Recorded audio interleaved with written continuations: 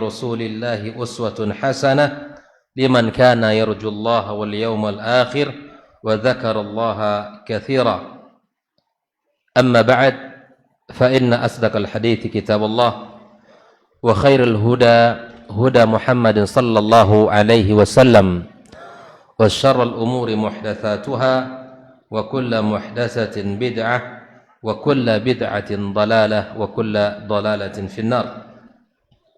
معاشر الحاضرين والحاضرات من المسلمين والمسلمات والمستمعين والمستمعات rahimakumullah.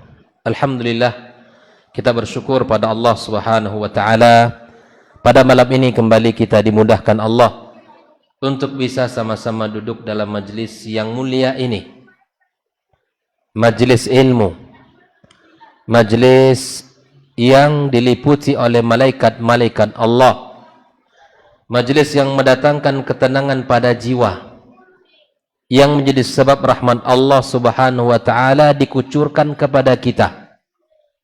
Bahkan orang-orang yang duduk di dalamnya selalu disanjung Allah dan dipuji olehnya. Bahkan tak akan pernah kita merugi selama duduk di majlis seperti ini.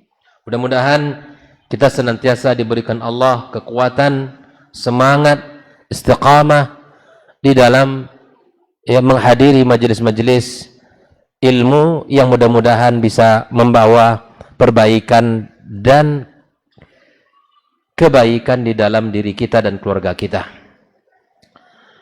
Kemudian kita ucapkan salat dan salam untuk kedua kita, uswah kita Rasulullah sallallahu alaihi wasallam, manusia yang paling terbaik di muka bumi, manusia yang paling bertakwa kepada Allah, manusia yang paling takut kepada Rabbnya.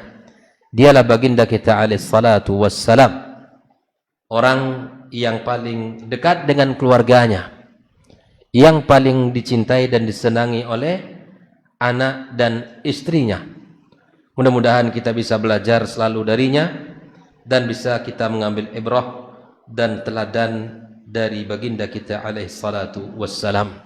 Pada kesempatan ini pula kita berdoa kepada Allah dan memohon kepadanya. Mungkin ada di antara saudara-saudara kita yang sakit tidak bisa hadir, kita doakan semoga Allah Subhanahu wa taala angkat penyakitnya. Semoga di antara saudara-saudara kita yang pada saat ini tidak bisa hadir karena safar atau karena ada urusan, Allah selamatkan safarnya sampai ke tujuan dan Allah mudahkan segala urusannya. Dan mungkin ada di antara saudara-saudari semua yang kurang fit badannya, yang kurang sehat, tapi tetap hadir di majelis yang mulia ini. Mudah-mudahan Allah Subhanahu wa taala angkat penyakitnya dan Allah berikan pahala yang berlipat-lipat kepadanya. Amin ya rabbal alamin. Ikhwah fillah rahimakumullah. Malam kini kita akan mencoba menyelami, masuk kepada ruang-ruang yang sangat spesial dalam kehidupan baginda kita sallallahu alaihi wasallam. Bagaimana beliau berinteraksi dengan keluarganya, dengan orang-orang yang dia cintai. Karena dia adalah sebaik-baik teladan bagi kita. Dia adalah sebaik-baik contoh bagi kehidupan kita. Bagaimanakah akhlak Rasulullah sallallahu alaihi wasallam? Bagaimanakah muamalah beliau kepada keluarganya? Kita sadar bahwa Nabi sallallahu alaihi wasallam banyak kegiatannya, banyak urusannya. Yang diurus bukan hanya sekedar keluarganya, tetapi yang diurus adalah umat. Dakwah yang sangat padat.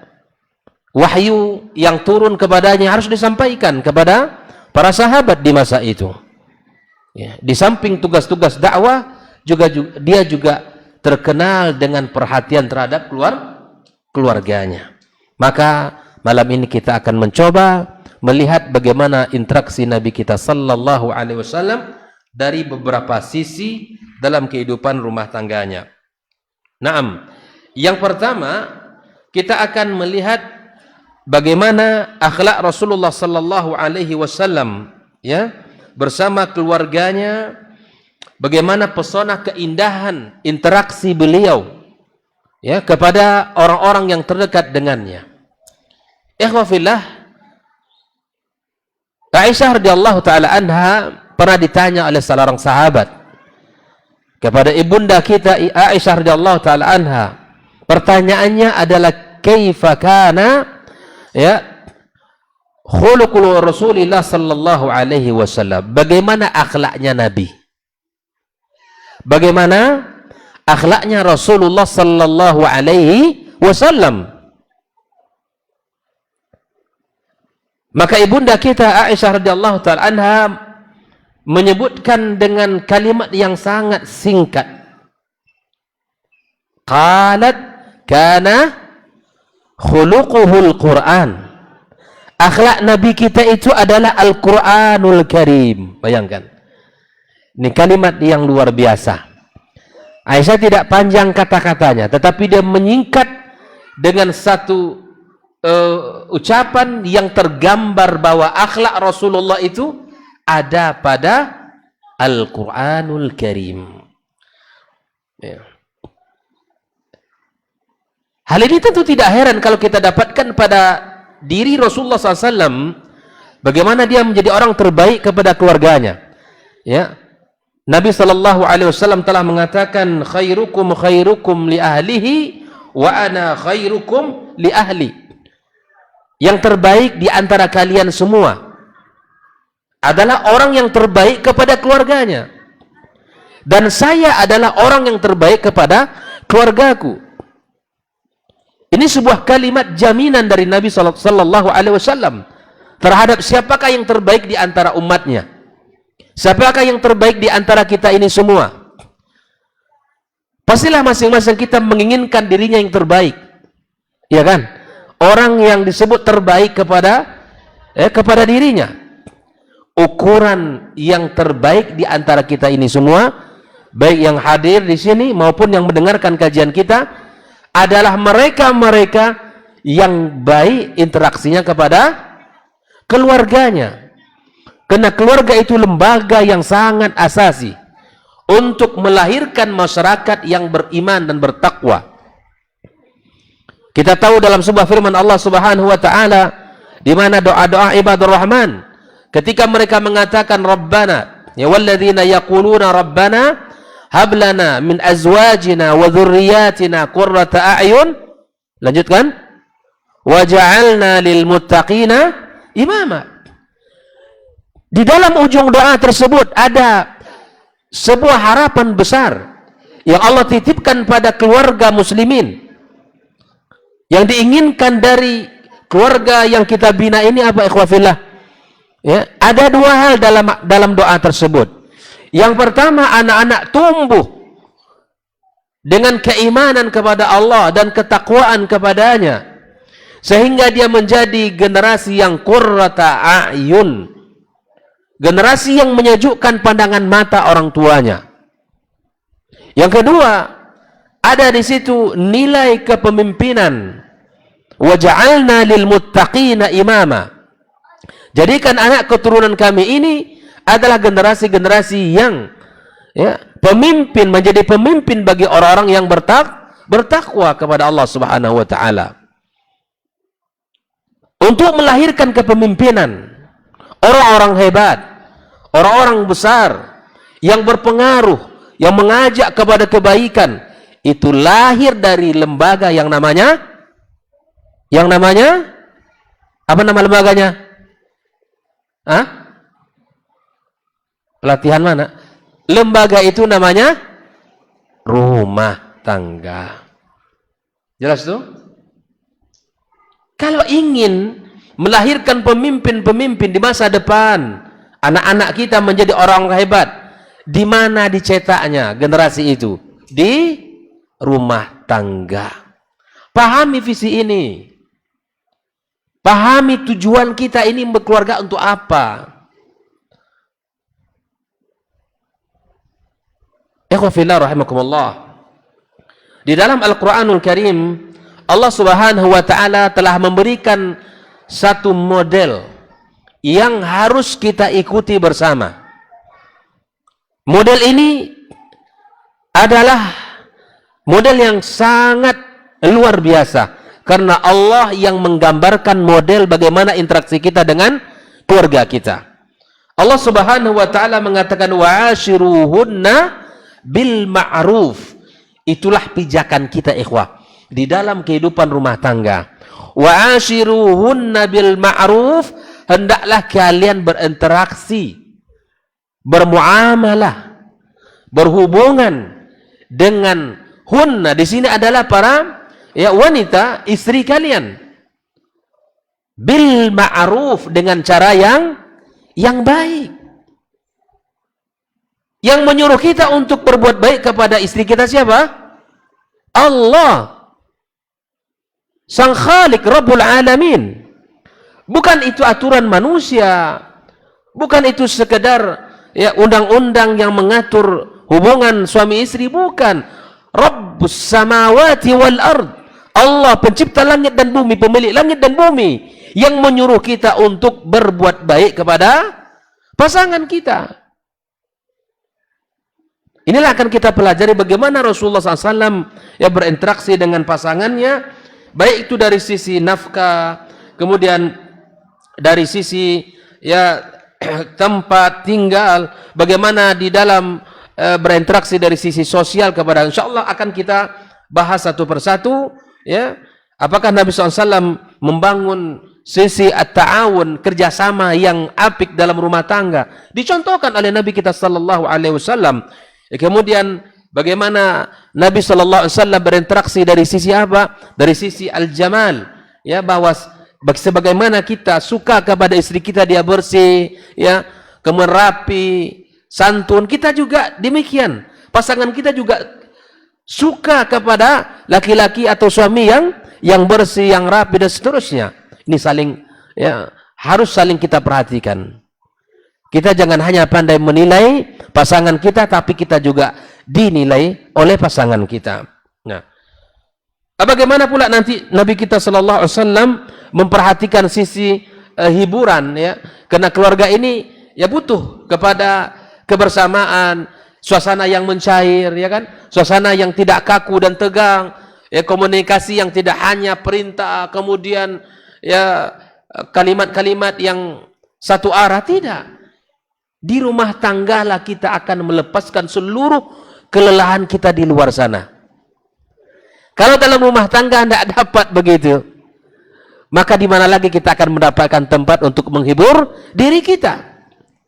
Karena kita sebagai seorang muslim, rumah tangga itulah tempat kita menghibur jiwa kita bersama keluarga kita. Maka dalam Islam pun diperhatikan bab seperti ini. Tidak selalu bicaranya ibadah, tidak selalu bicara tentang apa? Tentang ketaatan kepada Allah, tetapi ada sisi-sisi yang harus kita perhatikan. Sebagai fitrah manusia butuh kepada hiburan, butuh kepada sesuatu yang bisa membuat kita bisa kembali semangat setelah kita lelah di dalam menjalankan aktivitas keseharian kita. Ikhwa fillah rahimakumullah. Naam. Mari kita lihat bagaimana Rasulullah Sallallahu Alaihi Wasallam berinteraksi dari sisi ekonomi misalnya, dan di antara poinnya adalah dari sisi ekonomi ini tentang tempat tinggal, di mana Rasulullah Sallallahu Alaihi Wasallam telah memberikan kepada istri-istri beliau sebuah tempat, yang disebut dengan al-hujarat. Layaknya kalau bahasa kita ini rumah Rasul itu hanya al-hujarat, kamar-kamar. Karena memang kalau dihitung besaran rumah Nabi Sallallahu Alaihi Wasallam dengan rumah kita hari ini, itu sepertikah kamar? Tidak begitu besar. Tapi itu ada, disiapkan oleh Nabi Sallallahu Alaihi Wasallam untuk masing-masing daripada pasangan beliau, bunda kita, ummahatil mukminin, ya, yang Nabi sallallahu alaihi wasallam sediakan bagi masing-masing dari istrinya. Ya. Wa kana likulli zawjatin hujra khassah biha. Masing-masing istri dari Nabi kita sallallahu alaihi wasallam diberikan satu tempat, ya, rumah khusus masing-masing dari mereka. Hal itu telah disebutkan Allah Subhanahu wa taala di dalam surat Al-Hujurat. Innal ladzina yunadunaka min wara'il hujurat aktsaruhum la ya'qilun. Kata hujurat itu disebutkan oleh Allah dalam surat Al-Hujurat ayat 4. Sesungguhnya orang-orang yang memanggil kamu Muhammad di belakang Al-Hujurat, di balik kamar, di balik kamar, termasuk orang-orang yang tidak berakal. Ini adalah orang-orang yang tidak beradab kepada Nabi kita sallallahu alaihi wasallam. Dipanggil ya Muhammad, sedangkan Nabi kita berada di dalam kamarnya. Bukan begitu adab kita. Ya, maka Nabi SAW ya, ketika berada di rumahnya bersama keluarganya, jika ada di antara sahabat-sahabat di masa itu ya yang memanggil Nabi kita sallallahu alaihi wasallam min wara'il hujurat, maka disebutkan, ditegur oleh Allah tabaraka wa taala di sini. Ikhwafillah rahimakumullah. Itu dari sisi tempat. Maka tanggung jawab Nabi sallallahu alaihi wasallam untuk memberikan tempat kepada masing-masing istrinya. Hal ini sama dengan kita. Ketika kita menikah, ikhwafillah, maka kita punya tanggung jawab untuk memberikan fasilitas tempat kepada pasangan kita. Apakah itu adalah rumah pribadi kita yang sudah kita beli sebelumnya, atau memang rumah yang kita bangun sendiri, ataukah dia berupa rumah kontrakan? Yang penting ada rumah yang kita siapkan bagi pasangan kita. Jelas ya? Tanggung jawab siapa? Tanggung jawab suami. Maka di sini tegak izah kita. Istri harus ya tinggal bersama kita. Istri tinggal bersama kita di gubuk kita, di rumah kita. Walaupun itu kontrakan, tak ada masalah. Dan inilah yang dicontohkan oleh Rasulullah sallallahu alaihi wasallam. Ya. Dan para ummahat juga tahu ya bahwa ketika seorang wanita telah diakad, dihalalkan melalui ijab dan qabul antara ya calon suami dan walinya, maka berpindah tanggung jawab ya dari seorang ayah kepada sang suami. Dan hukum asalnya seorang wanita harus pergi bersama suaminya. Tapi jika seandainya terkadang di lapangan kita berbeda kasus ya, apalagi dia seorang anak wanita yang satu-satunya, orang tuanya sudah tua, ibu bapaknya mungkin ya sudah tua, atau tinggal satu di antara keduanya. Apakah kami boleh tinggal di rumah mertua, Ustaz? Hukum asalnya boleh saja. Tapi kemudian sebaiknya seseorang adalah dia menata dirinya dan keluarganya bersama orang-orang yang ia cintai. Itu hukum asal. Tapi jika seandainya di lapangan berbeda kondisi dan keadaannya, ya, Ustaz, saya perempuan anak satu-satunya, atau kami berdua, Ustaz, abang saya sudah menikah, atau adik saya laki-laki sudah menikah, dia sudah tinggal di tempat lain, dan kami punya orang tua yang masih yang sudah tua ya, dan tinggal satu pula. Bagaimana kondisi? Apakah kami boleh tinggal di situ? Boleh-boleh saja. Tapi ingat, ikhwafillah ya, bahwa ketika kita berada di situ, itu ada beberapa bab-bab yang juga harus kita kenali, harus kita perhatikan. Ketika itu nanti tidak sinkron dengan visi orang tua kita, maka akan sangat sulit kita untuk membentuk anak-anak kita. Ikhwafillah rahimakumullah. Nah, itu dari sisi apa? Dari sisi tempat. Ada tanggung jawab laki-laki untuk menyediakan tempat itu. Yang kedua, dari sisi an-nafaqah, nafkah. Di antara bentuk atau pesona kebaikan dari kehidupan Nabi kita sallallahu alaihi wasallam ya kepada pasangannya, annahu kana kariman. Catat baik-baik, Nabi itu adalah orang yang sangat jua, tahu jua. sangat dermawan, karim fi infaqihi ala ahli. Catat nih para ayah nih, para suami dan para ummahat, ini sebagai peluru nanti. Kalau dapat suami-suami yang pelit, contoh Nabi bang, banyak sunnah Nabi yang juga diikuti. Ya kan, bukan hanya dari sisi semangat ibadah ke masjid, tapi dari sisi apa? Dari sisi ya kedermawanan kepada pasangannya. Karim. Kana sallallahu alaihi wasallam kariman fi infaqihi ala ahli. Dan tentu hal ini tidak menjadi sesuatu yang sangat aneh dalam kehidupan Nabi SAW. Ini perkara yang sudah ma'ruf. Perkara yang sudah ma'ruf bahwa Nabi sallallahu alaihi wasallam adalah orang yang paling dermawan.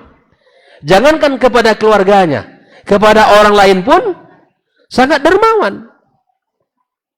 Sangat dermawan. Bukan hanya kepada keluarganya, tapi kepada siapapun dari umat ini. Nabi kita sallallahu alaihi wasallam sangat dermawan. Maka apalagi kita tahu tentang bagaimana dia tentang interaksi terhadap keluarganya. Ikhwah fillah rahimakumullah. Ya. Banyak contoh ya di mana Rasulullah sallallahu alaihi wasallam ya, Nabi ketika dalam kehidupan sering ya memotong hewan, memotong kambing, memotong domba ya, dan itu dibagikan kepada keluarganya. Dan subhanallah, ketika itu ada kisah yang sangat indah sekali kan. Ketika hewan itu sudah disembelih, kemudian dibagi-bagi ya, dibagi-bagi oleh Aisyah radhiyallahu taala anha ya, setelah diambil dibagi-bagi kepada kaum muslimin ya, kepada orang-orang di masa itu. Maka Nabi sallallahu alaihi wasallam bertanya kepadanya, apa yang tersisa? Apa yang ada? Maka kata Aisyah radhiyallahu taala anha, ya Rasulullah, sudah saya bagikan seluruhnya kecuali satu ya, daging yang paling dia sukai, daging atau ya posisi daging yang Nabi sallallahu alaihi wasallam sangat sukai ya. Dan ketika itu Nabi sallallahu alaihi wasallam mengatakan ya, yang tersisa adalah apa yang dibagi, yang habis apa yang kita makan. Ya subhanallah. Keluarga yang sangat mulia. Keluarga yang sangat karim. Baik kepada keluarganya sendiri maupun kepada orang lain. Jadi hidup itu bukan untuk diri sendiri saja. Kalau ada harta itu ada hak orang lain di sana. Akan sangat remeh keluarga ini, ikhwah fillah. Kalau hanya bekerja untuk dirinya dan keluarganya saja. Ingat, bahwa rezeki ini bukan hanya sekedar untuk kita. Ada hak saudara-saudara kita. Maka di antara adab bertetangga misalnya, perhatikan hadis Nabi sallallahu alaihi wasallam.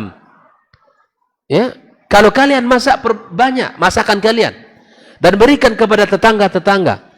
Jangan hanya tetangga mencium aroma wangi dari masakan kita. Ingat saudara-saudaranya, berbagi. Karena sesungguhnya kata Nabi sallallahu alaihi wasallam, yang tersisa apa yang kita bagi, dan yang habis apa yang ada sama kita hari ini. Bayangkan. Aisyah mengatakan yang tersisa adalah daging yang kau sukai, al-katif. Begitulah Nabi kita sallallahu alaihi wasallam. Ya. Di dalam semua doanya Nabi kita sallallahu alaihi wasallam meminta al-ghina kepada Allah tabaraka wa ta'ala. Allahumma inni as'aluka al-huda wat-tuqa wal-afafa wal-ghina. Ya, ghina nafs, yani jiwa yang merasa cukup, jiwa yang merasa puas, qanaah kepada apa yang telah Allah berikan kepadanya. Tidak jiwa yang rakus, tidak jiwa yang tamak, tidak jiwa yang ingin menguasai seluruhnya. Tidak ada tersisa kecuali untuk dia. Tidak dibiarkan untuk orang lain. Tidak dibiarkan untuk orang lain.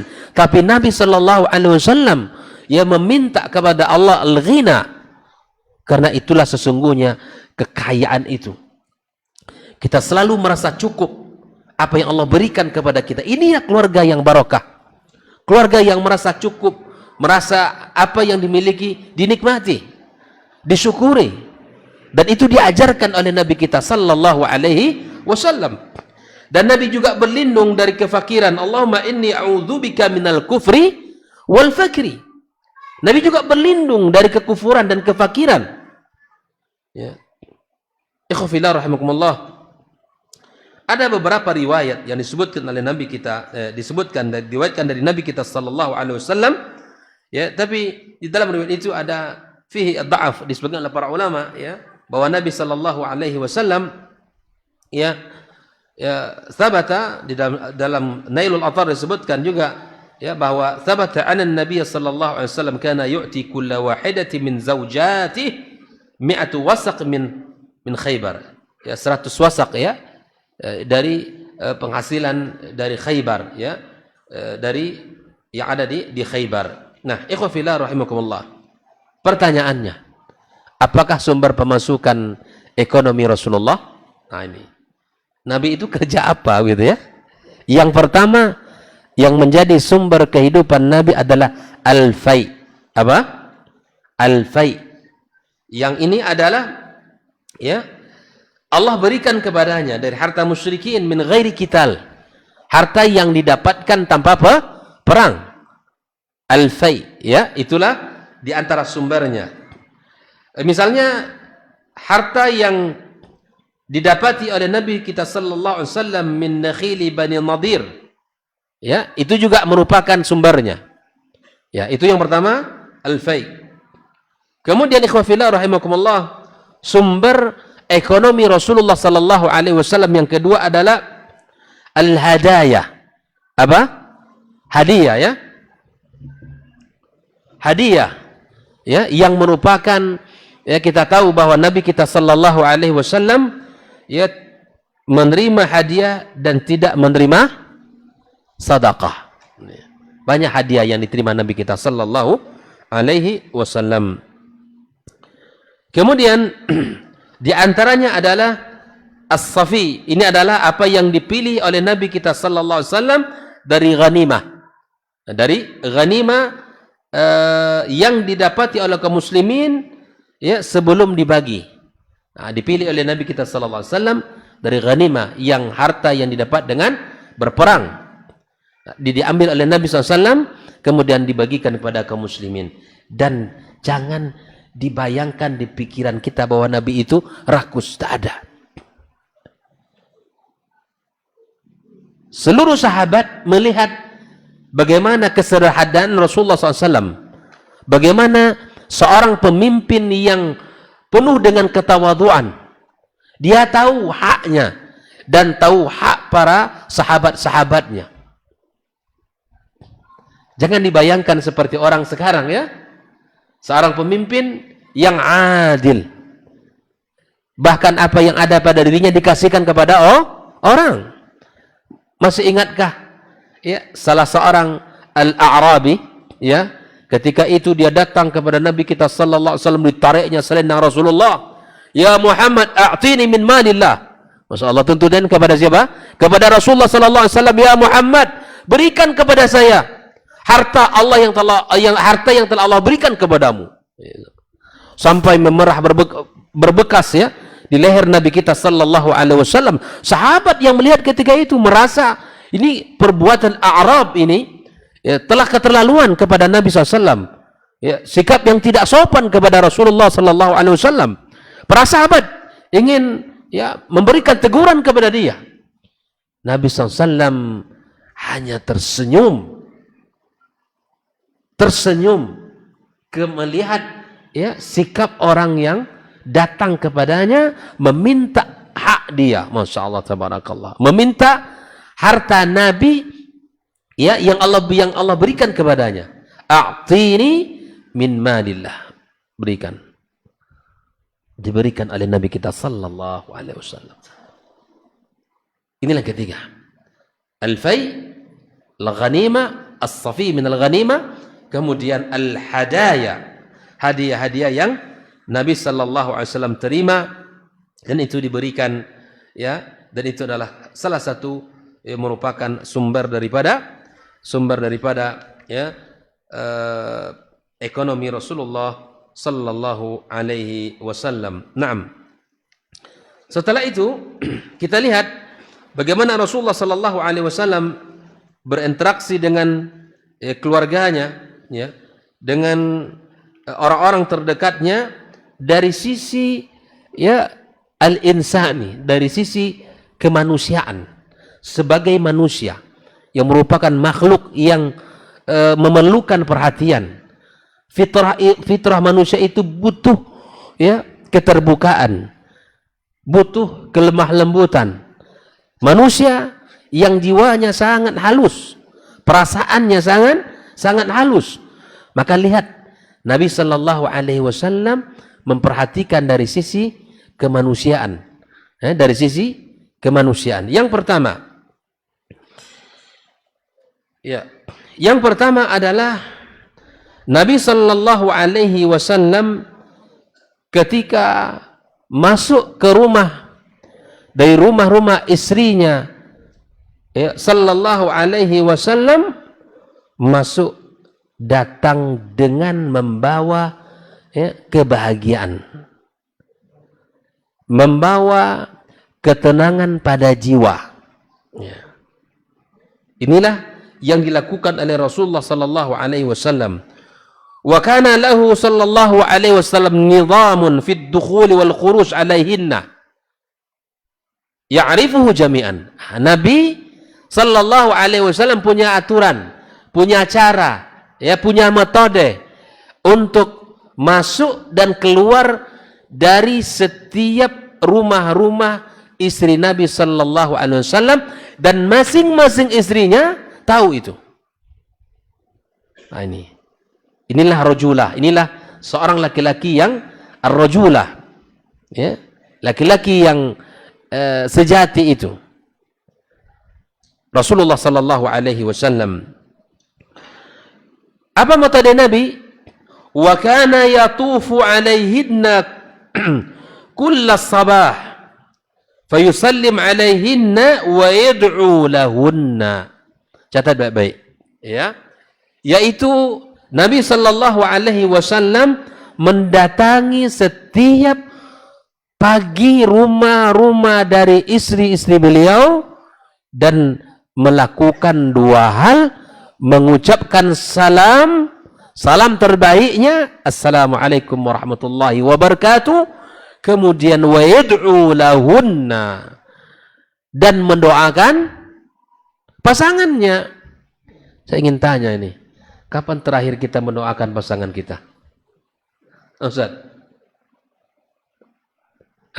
Ada bisa jawab? Tadi maghrib Ustaz, Masya Allah.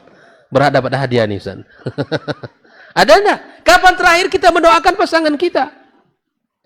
Setiap pagi Nabi kita sallallahu alaihi wasallam masuk ke rumah masing-masing.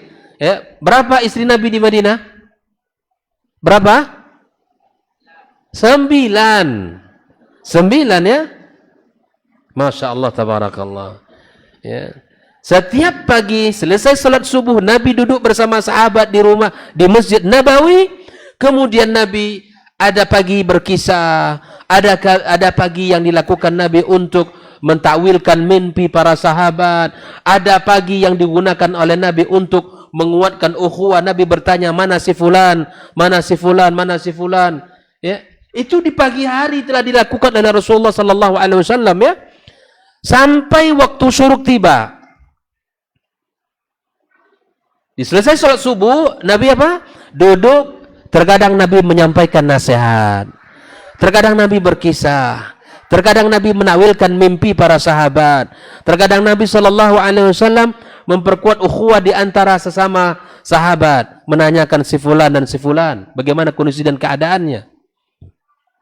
Setelah syuruk, kemudian Nabi sallallahu alaihi wasallam ya berkunjung kepada rumah dari istri beliau yang 9 itu. Datang masuk ke rumahnya dengan mengucapkan salam terbaiknya.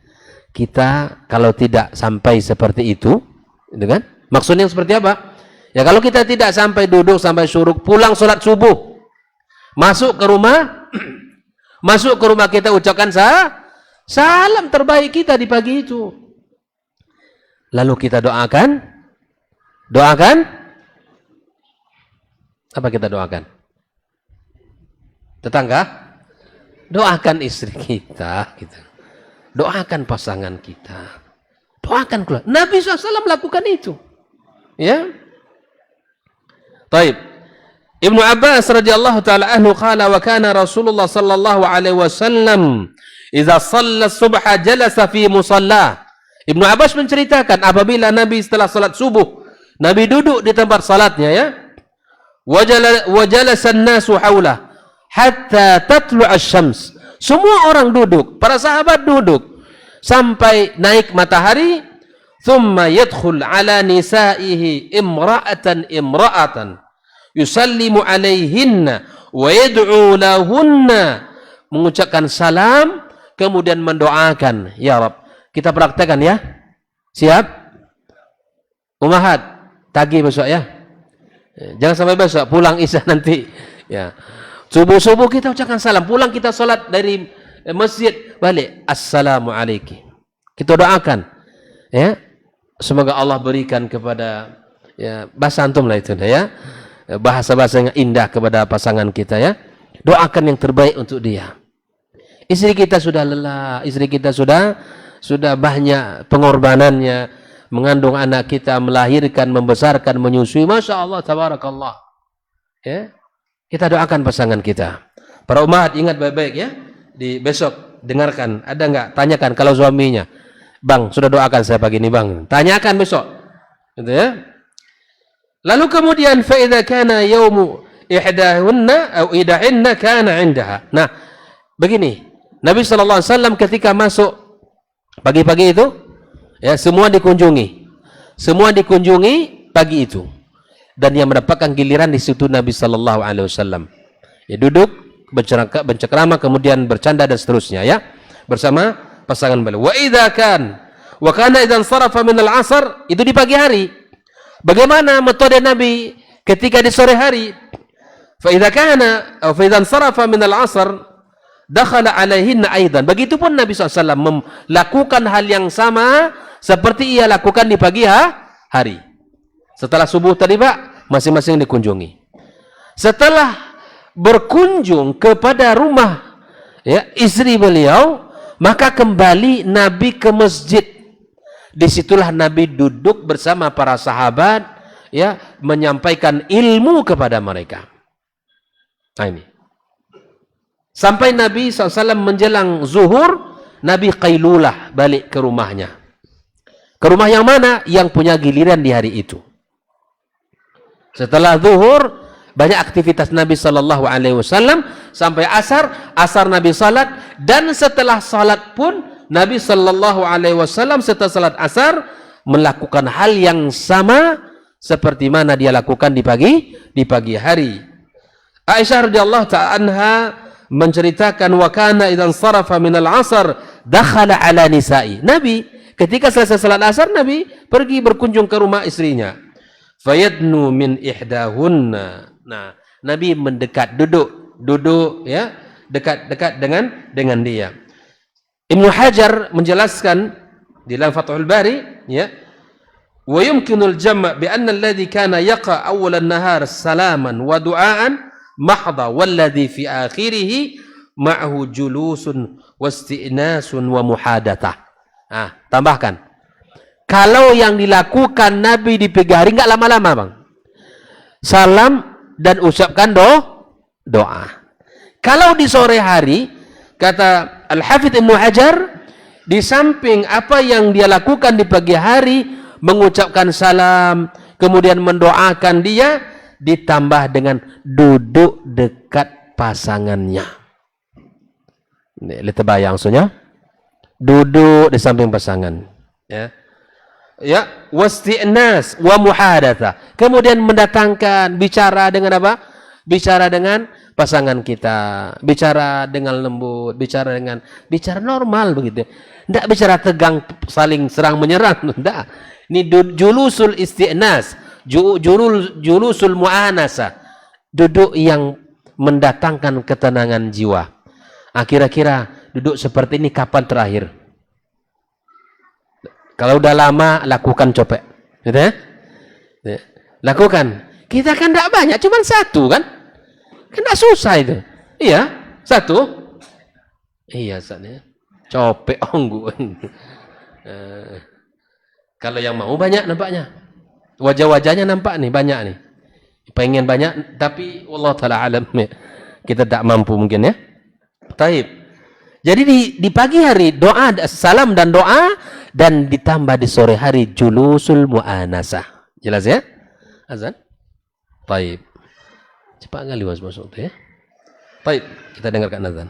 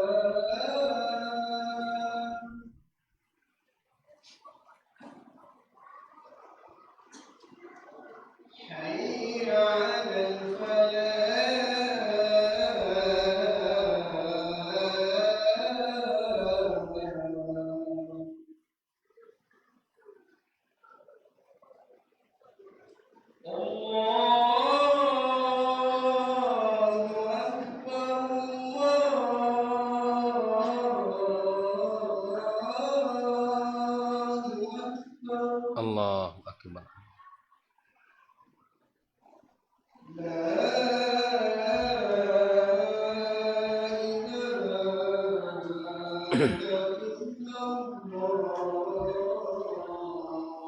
La ilaha illallah Muhammad Rasulullah sallallahu alaihi wasallam. Baik. Jemaah sekalian rahmati Allah Subhanahu wa taala, kita lanjutkan pembahasan kita bahwa Nabi sallallahu alaihi wasallam ya datangnya itu membawa kebahagiaan. Datangnya membawa ketenangan jiwa bagi pasangannya. Duduknya dia memberikan hiburan. Ya, menguatkan hati dan jiwa yang lemah. Itulah kehadiran Rasulullah SAW bagi pasangannya. Baik, tadi sudah kita sampaikan bahwa di pagi hari Nabi Shallallahu Alaihi Wasallam ya datang kepada seluruh pasangannya dan kemudian setelah itu kembali ke masjid. Setelah Nabi sallallahu alaihi wasallam ya, setelah asar begitu juga Nabi sallallahu alaihi wasallam berkunjung kepada masing-masing daripada pasangannya. Nah,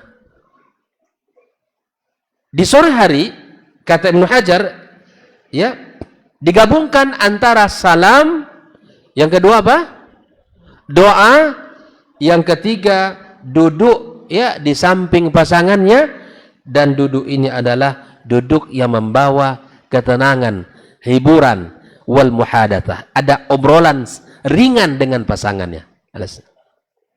Itu di sore hari. Kalau awak ngopi lah bersama pasangannya enggak? Duduk gitu kan? Hah? Di lapang. Duduk dengan pasangan, hibur gitu ya. Nah, subhanallah. Nah, kalau sore hari Nabi sallallahu alaihi wasallam terakhir berkunjung kepada rumah yang mendapatkan giliran di hari itu. Ini ilmu ini tolong dicatat baik-baik. Jika seandainya Allah takdirkan gitu ya. Oh, takdirkan. Amin, masya Allah. Antum aminkan pula ini. Antum dapatkan begitu ya, hal seperti ini. Ya. Maka kemudian tirulah Nabi kita sallallahu alaihi wasallam. Ya. Jangan ya, lari-lari. Jangan lari-lari. Kalau lari-lari itu tidak mendatangkan ketenangan gitu kan. Harus terus terang. Bagaimana cara mendapatkan terus terang? Itu cara masing-masing. Ikhwafillah rahimakumullah. Nah, Anas menceritakan kana lin Nabi sallallahu alaihi wasallam ya 9 niswah. Nabi itu punya 9 istri. Fa kana idza qassama bainahunna. Kalau Nabi membagi bagian la yantahi ilal mar'atil ula. Nabi tidak cukup pada istri yang pertama. Illa fi tisa. Kecuali semuanya dapat. Semuanya dapat. Hakunna istami'na kulla lailatin fi baitil lati ya'tiha. Subhanallah. Jadi Nabi misalnya di rumah Aisyah radhiyallahu taala anha, ya kan? Dan ternyata ada di hari itu semua istrinya yang 8 itu juga datang ke rumah Aisyah. Ini damai apa enggak damai ini? Abang? Udah damai Bang ya? Damai. Ya subhanallah. Aisyah yang punya giliran, yang lain dah datang. Kita lihat penjelasannya ya. Wa yusharu huna ila anna hadha an-nizam alladhi sara alaihi Rasulullah sallallahu alaihi wasallam lam yatruku. Yang dilakukan oleh Nabi metode begini tidak ditinggalkan oleh Nabi sallallahu alaihi wasallam, wa kana yutabbiq hatta ayyama zawaji. Bayangkan. Hal ini pun dilakukan oleh Rasulullah di saat dia menikahi Zainab bintu Jahshin. Istri yang lain sudah ada, tapi di hari dia menikahi Zainab, hari menikah lagi dia, Nabi kita sallallahu alaihi wasallam juga melakukan hal yang sama. Hari itu menikah, sore harinya Nabi berkunjung ke rumah-rumah yang lain juga. Hal ini diceritakan ya, di mana Anas menceritakan qala buniya 'ala Nabi sallallahu alaihi wasallam bi Zainab ibnati Jahshin. Ya. Wa fihi ya, setelah menikah fa kharaja Nabi sallallahu alaihi wasallam fantalaqa ila hujrati Aisyah. Setelah menikahi Zainab, Aisyah berkunjung ke mana? Ke mana berkunjung? Ke mana? Ke rumah Aisyah radhiyallahu taala. Masyaallah, ini hadiah Ustaz. Masyaallah. Siap. Catat baik-baik ya, dengar pertanyaan nanti. Jawab baik-baik. Baik. Setelah itu, setelah Nabi masuk ke rumah Aisyah, Nabi mengatakan assalamualaikum alal baiti wa rahmatullah. Nabi ucapkan salam. Faqalat, Aisyah menjawab, wa alaikassalam wa rahmatullah. Aisyah berkata, kaifa wajadta ahlak? Masya Allah, bagaimana engkau mendapatkan keluargamu? Ya salam ya. Pertanyaannya bagaimana engkau dapatkan keluarga? Bagaimana engkau dengan keluargamu? Bayangkan itu ya. Ini tidak piring yang melayang gitu. Tapi kemudian ungkapan yang bagaimana keluarga kamu? Ya salam. Allahu Akbar. Inilah keluarga yang damai ya. Barakallahu lak, semoga Allah didoakan oleh siapa ini? Oleh Aisyah. Barakallahu laka. Semoga Allah berkahi ya kamu wahai Rasulullah. Paham ya? Di hari dia menikahi Zainab, Aisyah dikunjungi oleh Nabi kita sallallahu alaihi wasallam. Nabi mengucapkan salam, kemudian salam dijawab oleh Aisyah. Aisyah bertanya, bagaimana engkau mendapatkan keluargamu? Semoga Allah berkahi dirimu. Ya Allah. Ya? Di Ummahat tentu berat mencontoh doa Aisyah ini kayaknya. Berat ya, Ustaz ya? Berat mencontoh doa yang disebutkan oleh Aisyah ini. Thumma fatatabba hujra nisa'ihi kullihinna. Setelah itu Nabi pun setelah berkunjung kepada Aisyah, kemudian berkunjung kepada siapa? Kepada keluarga-keluarga yang lain. Istri-istrinya yang lain. Yaqulu lahunna kama yaqulu Aisyah. Dan semuanya mengatakan perkataan yang sama yang dikatakan oleh Aisyah. Kalau bahasa lebih tegasnya begini. Setelah Nabi nikah di hari itu, Nabi berkunjung kepada istrinya. Istrinya berkata kepadanya, bagaimana engkau dapatkan keluargamu? Semoga Allah berkahi kamu dengannya. Kira-kira.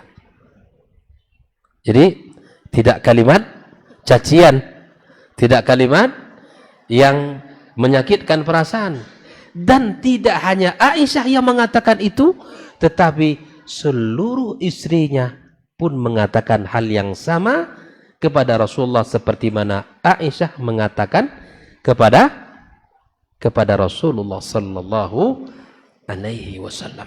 Baik.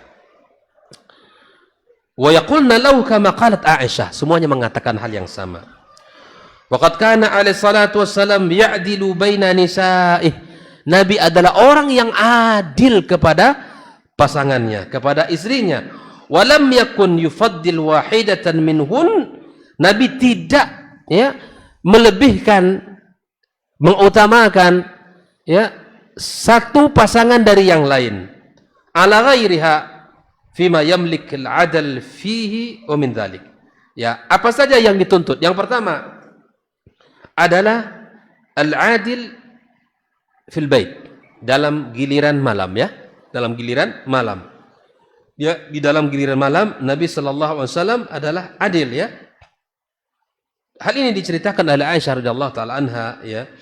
Qalat li Urwa, "Ya ibna ukhti, kana Rasulullah sallallahu alaihi wasallam la yufaddalu ba'duna ala ba'din fil qasam min muqtihi 'indana wa kana qalla yawmun illa wa huwa yatufu 'alayhinna jami'an."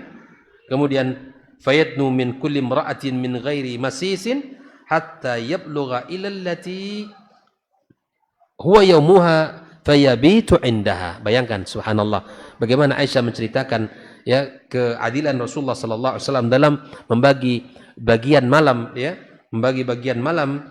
Dan Aisyah menceritakan dia tidak melebihkan ya kami dari yang lain, enggak. Tetapi Nabi sallallahu alaihi wasallam ya adil kepada pembagian hari. Dan subhanallah kata beliau, di mana hari-hari Nabi ya datang, kemudian yang lain juga datang, dan semuanya mendekati Nabi SAW di sore itu ya tanpa ada masis. Artinya ini sekedar ya bercengkrama, bercanda, duduk senang, ria, gembira gitu. Itu saja kedekatan dibangun oleh Nabi kita sallallahu alaihi wasallam, sampailah ya Nabi sallallahu alaihi wasallam ya di hari di mana giliran untuk mendapatkan malamnya. Itu Nabi SAW ya tidur di situ. Ini yang pertama ya. Dari sisi kemanusiaan, Nabi sallallahu alaihi wasallam ya datang membawa kegembiraan, datang membawa kebahagiaan, datang membawa ketenangan hati untuk pasangannya. Kemudian di antara bentuk-bentuk keadilan Nabi di samping membagi malam yang sesuai dengan hak masing-masing, yang kedua Nabi sallallahu alaihi wasallam al-qur'atu bainahunna idza arada safara. Ini pelajaran juga ini. Ya, bahwa Nabi mengundi antara pasangan-pasangannya kalau ingin safar. Ini siapa yang berangkat? Kan susah ini, menentukan si fulan gitu ya. Tapi Nabi melakukan undian. Sekarang yang keluar namanya, dia berangkat dengan saya, kata Nabi SAW. Nah, Aisyah juga menceritakan, karena Rasulullah SAW idza arada safaran aqra'a baina nisa'i. Ya, Nabi melakukan qur'ah, melakukan undian. Fa ayyatuhunna kharaja ya sahmaha kharaja biha ma'ahu. Siapa yang keluar namanya dari undian itu, maka Nabi SAW ya akan berangkat bersama Nabi SAW. Wa kana yuqassim likulli imra'atin minhunna yaumaha wa lailataha. Nabi membagi setiap pasangannya ya satu hari dan satu malam ya. Ghaira anna Saudah binta Zam'ah wahabat yaumaha li Aisyah. Ini berbeda sedikit. Kalau yang lain itu sama satu malam, tapi pada Aisyah itu dua malam. Apa sebabnya? Gadis? Itu aja sebabnya. Lebih mudah gitu ya. Nah, Aisyah itu dapat giliran 2 malam. Yang lainnya 1 malam. Apakah karena Aisyah lebih mudah? Bukan. Kalau begitu Nabi tidak adil. Rahasianya tahu? Rahasianya adalah Saudah tanazal.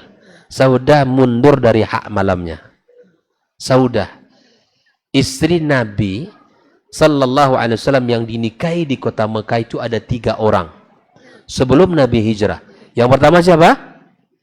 Ibu kita Khadijah radhiyallahu taala anha. Yang kedua siapa? Yang kedua yang dinikahi di Mekah, Saudah ya. Saudah dinikahi di Mekah. Dan Saudah ini adalah istri yang berumur, sudah tua dibandingkan dengan istri-istri yang lain. Ya, sudah berusia, artinya berumur ya, sudah tua. Ketika Khadijah radhiyallahu taala anha meninggal dunia, maka Nabi sallallahu alaihi wasallam menikahi Saudah dan Aisyah radhiyallahu taala. Ini 3 orang. Para ulama khilaf, siapakah yang dulu, Saudah atau Aisyah? Allah Ta'ala alam. Namun, Saudah dan Aisyah dinikahi oleh Nabi Sallallahu Alaihi Wasallam di Mekah, dan serumah dengan Saudah, tapi dengan Aisyah setelah Nabi hijrah, baru serumah. Karena dinikahi di usia 6 tahun, wabana alaiha fi 9. Nabi serumah dengannya setelah usia 9 tahun. Jelas tuh? Nah, makanya di antara istri Nabi yang akur, yang paling akur siapa? Antara siapa? Antara Saudah dan Aisyah radhiyallahu taala anha. Terus yang lain tidak akur. Ya, ada kecemburuan ya. Kasusnya yang mana? Banyak. Pertama, kasus Nabi sallallahu alaihi wasallam mengharamkan madu. Itu kecemburuan siapa? Hafsah dan Aisyah kepada istri Nabi SAW. Kalau tidak salah Zainab, yang setiap datang diberikan madu oleh beliau, minuman madu. Hafsah dan Aisyah radhiyallahu taala anhuma, ya, namanya manusia cemburu kepada dan mengatakan, ya Rasulullah, ya, sepakat mereka, kalau nanti datang Nabi ke rumahmu, katakan kami mencium bau maghafir, ya, bau minuman ya manis tapi bau aromanya kurang enak. Kok ketika datang ke rumah Aisyah, datang ke rumah Hafsah, perkataannya sama. Lalu Nabi mengharamkan madu untuk dirinya. Allah Subhanahu wa taala tegur Nabi kita sallallahu alaihi wasallam. Ya ayyuhan nabi, kata Allah, lima tuharrimu ma halallahu laka tabtaghi mardata azwajik. Kenapa engkau haramkan sesuatu yang Allah halalkan untuk dirimu? Apakah kamu untuk mendapatkan ridha dari pasanganmu, dari istrimu? Ditegur oleh Allah Subhanahu wa taala, sehingga para ulama mengatakan, andaikan ada ayat yang disembunyikan oleh Nabi sallallahu alaihi wasallam, maka ayat itulah yang disembunyikan oleh Nabi karena tegurannya sangat keras kepada Nabi kita sallallahu alaihi wasallam. Jelas? Tapi itu disampaikan oleh Nabi kita alaihi salatu wassalam. Aisyah juga pernah demikian. Ketika Rasulullah SAW pernah di rumah Aisyah, tiba-tiba ada hantaran makanan dari rumah yang lain. Ditepis oleh Aisyah makanan itu, jatuh piringnya, tumpah makanannya. Nabi cukup mengatakan, gharrat ummukum, ibu kalian ini cemburu. Sudah, bersihkan ya yang sudah terserak, piring yang sudah pecah pun dibersihkan, selesai urusan. Ini ilmu tingkat tinggi.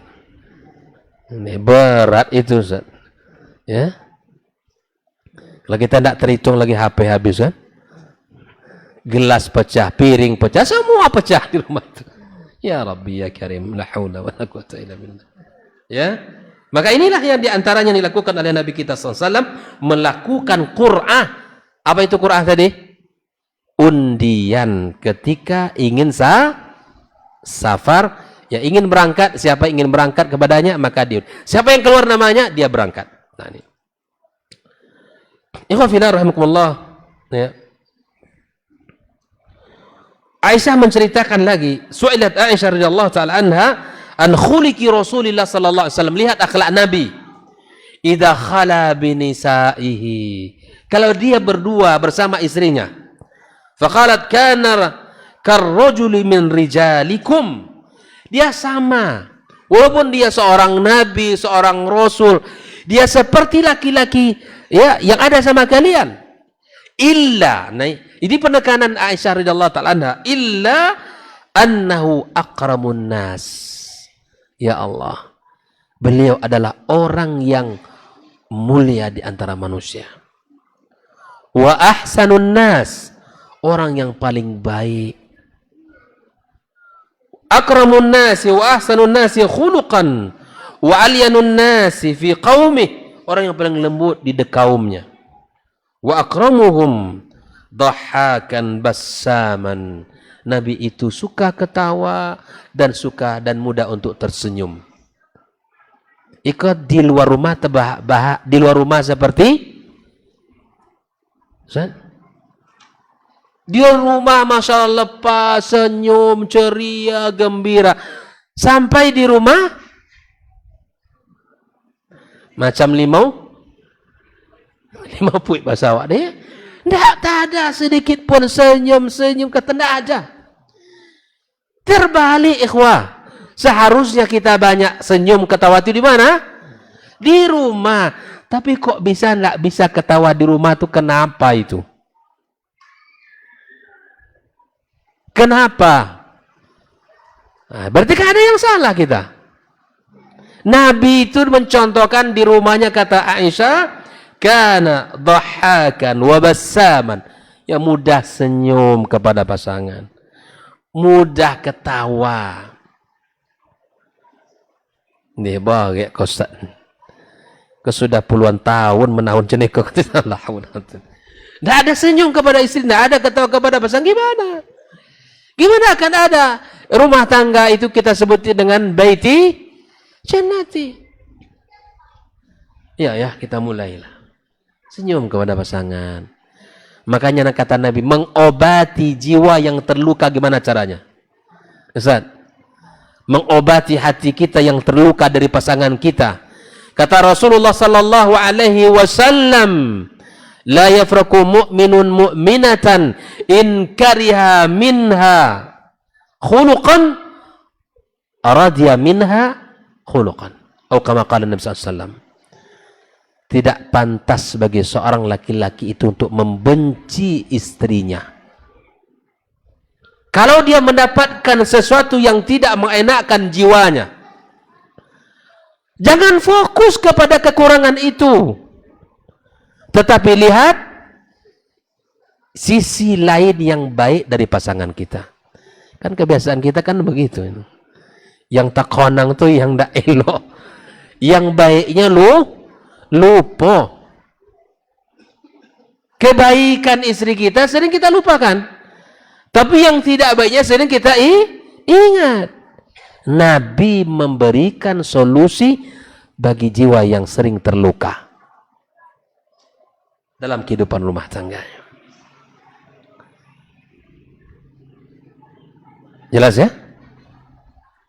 Jadi kita fokusnya mana? Mengingat kebaikan. Saya yakin mungkin ada di antara kita yang sudah bertahun-tahun terluka. Mungkin ada di antara kita yang demikian. Tapi marilah kita berusaha.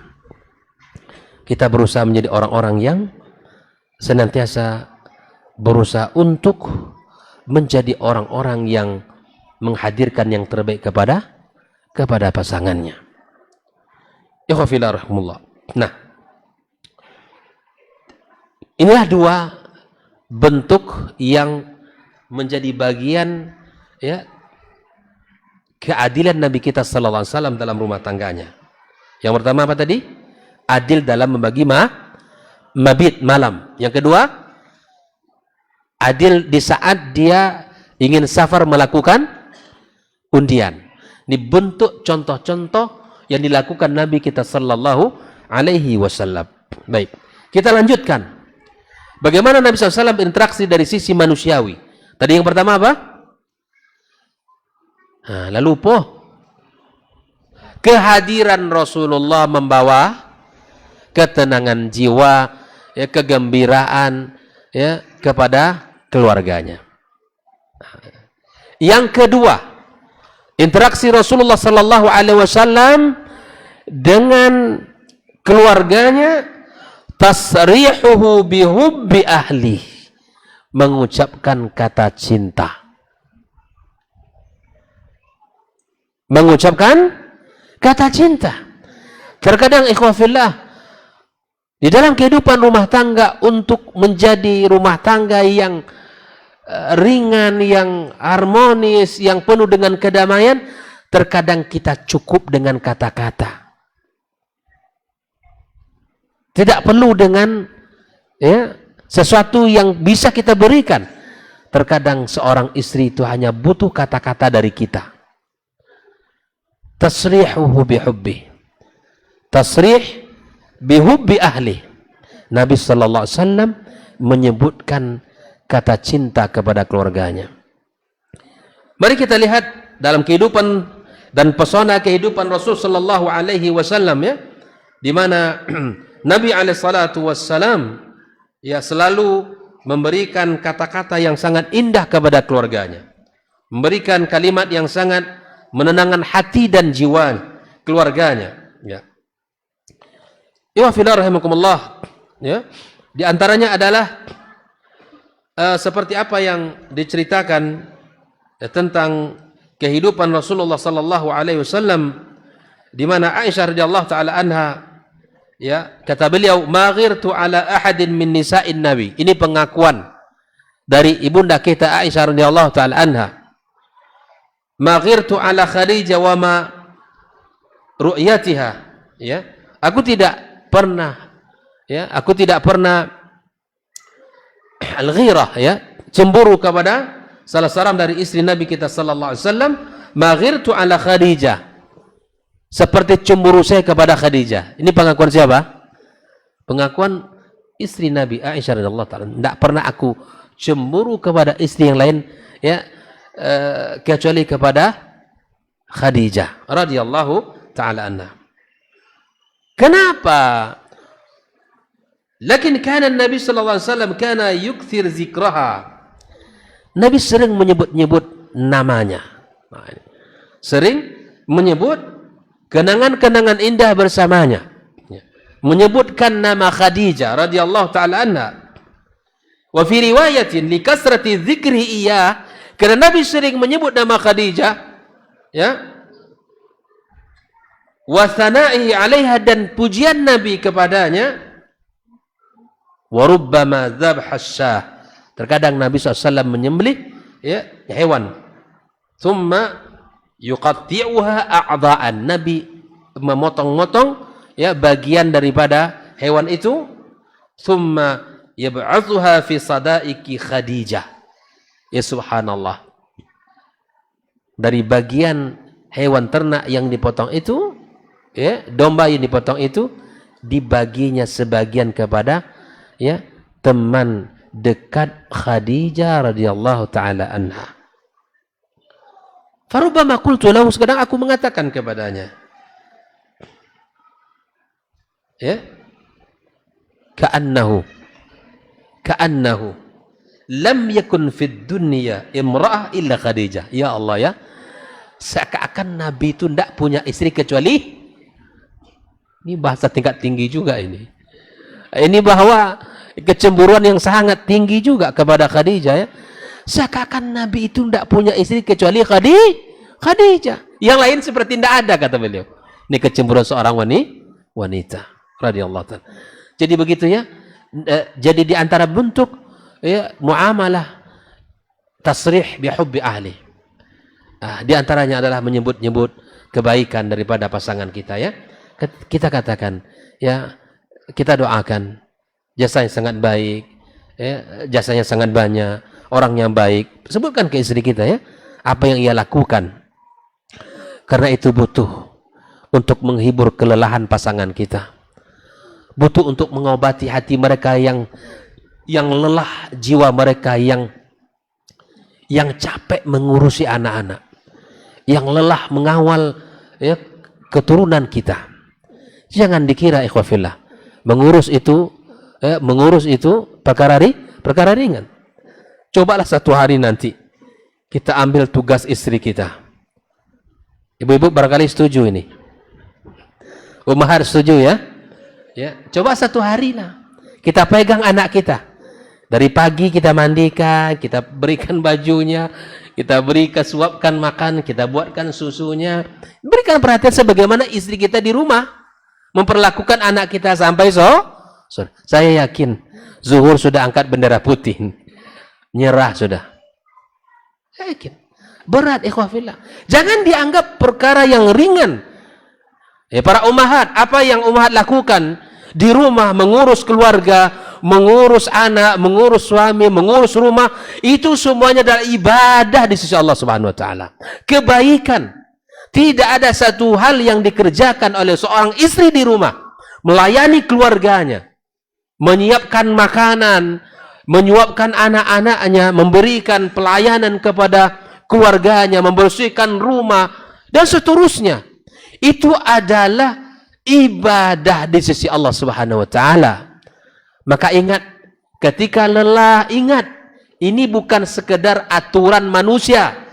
Ketika para ummahat lelah dalam menyelesaikan tugas-tugas ini, ingat, ini bukan hanya tuntutan seorang suami, tapi semua itu dikerjakan lillah dan atas perintah Allah, perintah Rasulullah sallallahu alaihi wasallam.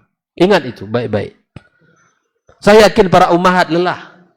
Banyak yang mengeluh. Banyak yang merasa capek.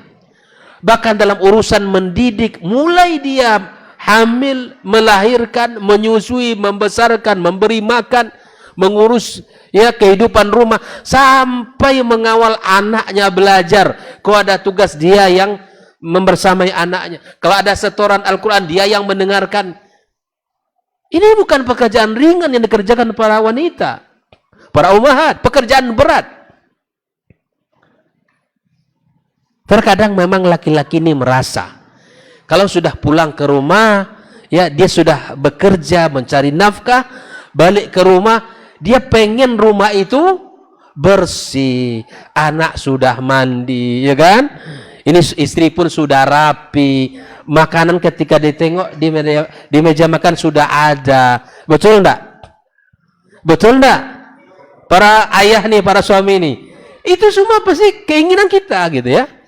Tapi terkadang itu tidak, ya, terrealisasi setiap hari. Maka jika tidak didapati itu, ya, itulah tadi hadis Nabi SAW. Jangan kita lihat hanya sekedar yang buruknya saja. Barangkali dari tadi dan sekian jam istrinya mendengarkan hafalan anak atau mentalkinkan anaknya, ndak hafal-hafal juga oleh anak kita. Barangkali begitu. Sehingga tidak sempat untuk membersihkan rumah, dapur yang kotor, baju yang ya berserakan. Yang namanya anak-anak kalau sudah main di rumah, Masya Allah, tabarakallah, itu ya. Kalau zaman kita dulu main di mana? Kita kecil, mana bang? Di luar. Tidak terasa rumah itu berantakan oleh emak kita dulu. Main kita di pasir, di parit, ya, di sungai, main bola, dan seterusnya. Hari ini anak-anak tidak ada main di luar, jarang. Mainnya di mana? Di tengah rumah. Habis itu nanti ambil gayung, main sama adiknya. Yuk dek, main luncur-luncur kita aja. Serakkan air di tengah rumah. Itu kalau seorang wanita tidak sabar, itu bisa ya, sakit kepala. Kita balik ke rumah dengan capek, dengan masalah yang ada di luar sana. Tengok rumah basah, baju berserakan, itu kan, anak kotor. Bertambah emosi kita. Kok bini tidak ada kok jodi rumah katanya. Ngapain saja sejak tadi pagi? Wah, itu gasi pula, ya kan? Seperti polisi menginterogasi seorang pencuri. Ngapain saja kamu setiap pagi tadi? Abi bekerja sudah capek, pulang-pulang rumah begini, anak kotor, rumah berserakan, semua mainan, Masya Allah, sampah berserakan semua. Tengok ke kamar nak istirahat, Masya Allah, kamar pun kacau, gitu kan? Selimut yang tidak jelas, bantal yang di mana, gitu ya. Anaknya main, ya suana. Yang kena getahnya siapa? Istri kita. Saya yakin para ummahat, ya turunkan, ya, bahwa ketaatan kepada suami. Saya sampaikan kepada ummahat, ujian seorang wanita adalah untuk taat kepada suaminya. Taat kepada suami bukan perintah manusia, bukan aturan kehidupan masyarakat, bukan adat istiadat, tapi perintah Rabbun nas wa Rabbus samawati wal ard. Itu perintah Allah Subhanahu wa taala. Perintah Allah tabaraka wa taala. Ingat para ummahat, taat kepada suami mutlak selama tidak dalam kemaksiatan kepada Allah. Dan pada ketaatan seorang istri kepada suami terdapat pahala yang besar. Bukankah Nabi Sallallahu Alaihi Wasallam menjamin seorang wanita boleh masuk dari pintu mana saja ia suka nanti dari kiamat kelak, kalau dia memenuhi syarat 4 ini. Yang pertama, salat, ya. Apa yang pertama? Menjaga salat 5 waktu.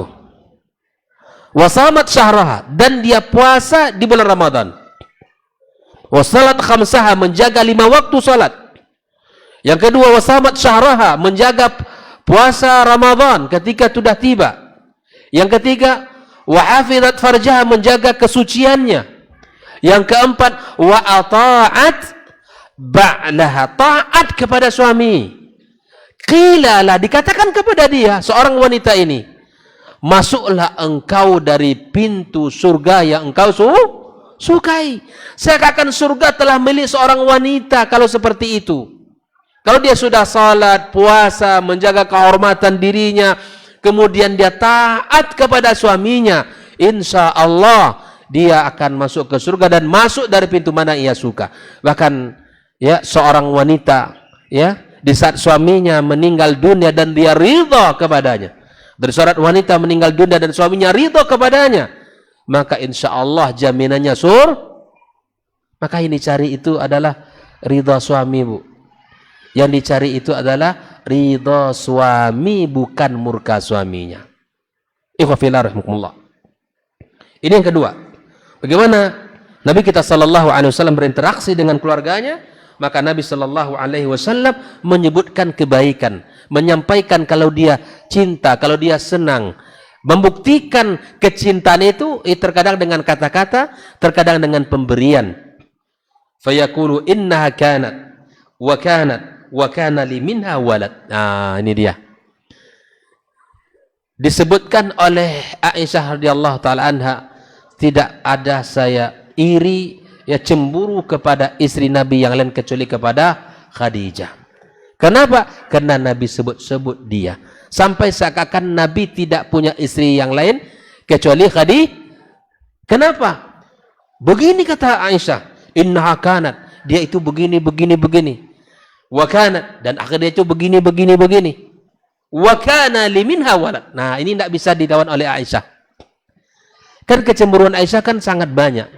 Sampai Aisyah mengatakan, ya Rasulullah, andaikan ada lahan yang satu sudah ya dimakan oleh rumput yang tidak lagi hijau, yang satu ada lahan subur. Kira-kira jika engkau punya hewan ternak, ke lahan mana yang engkau bawa? Nah, itu bahasa-bahasa tingkat tinggi juga itu. Ya kan? Tentulah ini Nabi memahami ya, membuat sebuah perbandingan antara dengan Khadijah. Nabi mengatakan, tentulah saya bawa hewan ya, ternak saya kepada lahan yang masih hijau. Membuat dia bahagia dengan kata-kata itu. Ingat, sekali lagi, kapan terakhir kita memuji pasangan kita? Ingat, tahun kemarin? Enggak ya? Baru tadi sore insya Allah ya. Kapan kita terakhir memuji pasangan kita? Coba diingat-ingat. Bunda orang baik, Masya Allah, jazakillah khair. Pujilah. Muji kawan bisa di luar sana. Muji mitra bisnisnya, Masya Allah, antum nih sahabat sayang. Sering tak kita itu? Sering. Kasih kamu nih sahabat yang paling baik sejak dulu. Amanah, percaya, sahabat yang setia. Ke bini tidak pernah nyebut, engkau pasangan yang paling setia. Tidak ada kata-kata itu. Ya enggak? Kapan terakhir memuji pasangan? Ingat baik-baik. Kalau sudah lama, perbaharui. Puji cepat pasangannya. Jelas? Nah, di antara hal yang diceritakan oleh Aisyah, ya, Nabi mengatakan Khadijah itu beriman kepada saya di saat semua orang tidak beriman. Khadijah itu menghibur saya dengan hartanya. Yang ketiga, Khadijah itu memberikan kepada saya anak. Ketika Nabi menyebutkan Khadijah berikan anak, Aisyah terdiam. Ini rahasia agar istri ya tidak banyak bicara. Carilah cara agar dia bisa. Saya ngasih ilmu saja. Prakteknya nanti siapa saja yang praktekkan. Sampai Aisyah tidak bisa bicara lagi. Iya betul memang. Kalau beriman, Aisyah beriman. Iya kan? Tapi di saat yang ketiga itu, Aisyah tidak mampu untuk menandingi Khadijah. Karena Aisyah tidak punya anak. Jelas ya? Ikhwafillah rahmatullah. Nah, oleh karena itu ikhwafillah masih banyak ya contoh-contoh ya yang bisa kita sampaikan ya daripada ucapan Rasulullah sallallahu alaihi wasallam ya, di antara riwayat Imam Ahmad ya, ma'ab dalanya Allah azza wa jalla khairan minha, tidak ada orang yang tidak ada ganti yang lebih darinya. Masya Allah, ini di antara bahasa Nabi. Tidak ada ya yang Allah gantikan untuk saya yang lebih baik daripada siapa? Khadijah. Qad amanat bih id kafara bin nas, telah beriman kepada saya di saat ya semua orang sudah kafir. Wa saddaqatni id kadzdzabani nas, dia mempercayai saya di saat semua orang mendustai saya. Wa wasatni bimaliha, dia menghibur saya dengan hartanya. Ya, id haramanin nas, ketika semua orang jauh dari saya. Wa razaqanillahu auladaha id ahramani auladan nisa, dia memberikan kepada saya anak di saat ya yang lain, wanita yang lain tidak memiliki anak. Ikhwafillah rahimakumullah. Nah, mungkin ada di antara kita yang bertanya ya, apa keistimewaan daripada Aisyah radhiyallahu taala anha? Masirru fi ikhtisasi Aisyah radhiyallahu taala anha bi hadzal hubbil kabir ya. Maka seperti Nabi SAW juga menceritakan tentang Aisyah radhiyallahu taala anha ya, seperti Aisyah di mana Nabi mengatakan ya, faqala li Aisyah radhiyallahu taala anha inni qad ruziktu hubbaha fama a'zama wafa'aha ya wa ma arhaba qalb wa ma asdaqa lisanu wa ma asraha wa afsaha ta'bira sallallahu alaihi wasallam. Wa fillah, ya inilah bahwa Nabi SAW sangat jujur di dalam ungkapannya, dalam sikapnya dan seterusnya ya. Dan Nabi SAW sangat mencintai daripada pasangan-pasangannya dan keluarga-keluarganya. Ya, di antaranya adalah ketika Aisyah ditanya ya, ketika Rasulullah SAW ditanya oleh sahabat Nabi yang mulia Amr ibn al-As, annahu qala li Rasulullah SAW, qala ayyun nasi ahabbu ilaik, qala Aisyah. Lihat ya. Jadi kalau ada yang bertanya siapa orang kau paling cintai, keluarga saya. Keluarga saya, pasangan saya. Alhamdulillah. Allah berikan kepada saya pasangan yang baik. Bab ini ikhwah fillah tentu perlu kita membiasakan untuk memuji pasangan kita, memuji orang-orang terdekat dengan kita. Dan masih banyak pembahasan insyaallah kita lanjutkan pada pertemuan berikutnya. Semoga Allah berikan kepada kita kemudahan, ilmu bermanfaat dan kesehatan badan. Baik, ikhwah fillah. Pertanyaan. Sebutkan 3 istri Nabi yang dinikahi di Mekah. 6. Masya Allah. Ini Ustaz. Pilih Ustaz. Sini. Zikir pagi atau usul Selasa atau Quran. Nah, silakan dipilih. Fadhil. Masya Allah, tabarakallah. Iya. Nah, pertanyaan kedua. Ya, pertanyaan kedua. Sebutkan 2 hal yang dilakukan Nabi sallallahu alaihi wasallam bentuk keadilannya. Fadhal. Jatah malam dan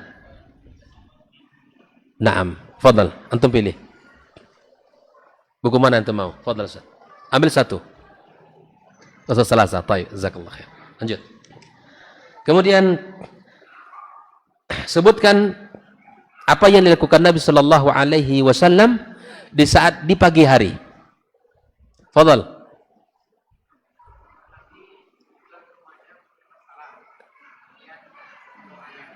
Masya Allah. Sini Ustaz. Fadhal. Saya ambil bukunya. Mengucapkan salam terbaiknya, kemudian apa? Mendoakan. Pilih buku mana antum mau? Sikit pagi. Taib. Sebutkan apa yang dilakukan Nabi sallallahu alaihi wasallam ketika di sore hari. Fadhal.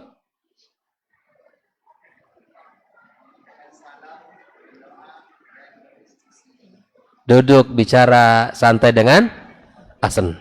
Masya Allah. Fadhal. Pilih buku mana yang antum mau. Taib. Tinggal 1. Tinggal 1. Taib.